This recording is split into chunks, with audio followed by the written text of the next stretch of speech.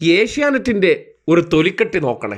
ടാമ്പ് റേറ്റിംഗിൽ തുടർച്ചയായി 2ാം ആഴ്ചയും പുറകോട്ട് പോയിട്ടും പ്രൊഫൈലിൽ അടിച്ചു വച്ചിരിക്കുകയാണ് India's number 1 Malayalam TV news channel.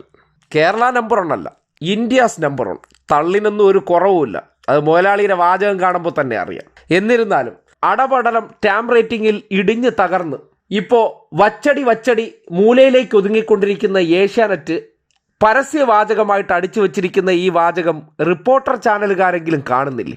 Number 1 നിങ്ങളല്ല, ഇപ്പോൾ നമ്പർ 2 ആണ്. നമ്പർ 1 എന്ന് പറയുന്നത് റിപ്പോർട്ടർ ചാനലാണ് എന്നിരിക്കെ ചാനലിൻ്റെ പ്രൊഫൈലിൽ ഈ വാചകം അടിച്ചു വെച്ച ആ തൊലിക്കെട്ടി സമ്മതിക്കേണ്ടിയിരിക്കുന്നു.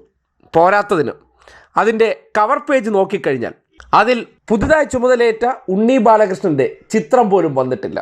ഇപ്പോഴും പ്രധാന ഭജനക്കാരൻ്റെ ഫോട്ടോ തന്നെയാണ് മുൻപന്തിയിൽ വെച്ചിരിക്കുന്നത്. ഒപ്പം പോക്സോ കേസ് പ്രതികളും. ഇവരെ വെച്ചുകൊണ്ട് ഏഷ്യാനെറ്റിനെ ഇനി മുന്നോട്ട് ഉന്തിക്കൊണ്ട് പോകാൻ കഴിയില്ല എന്ന് മുതലാളിക്ക് മനസ്സിലായി.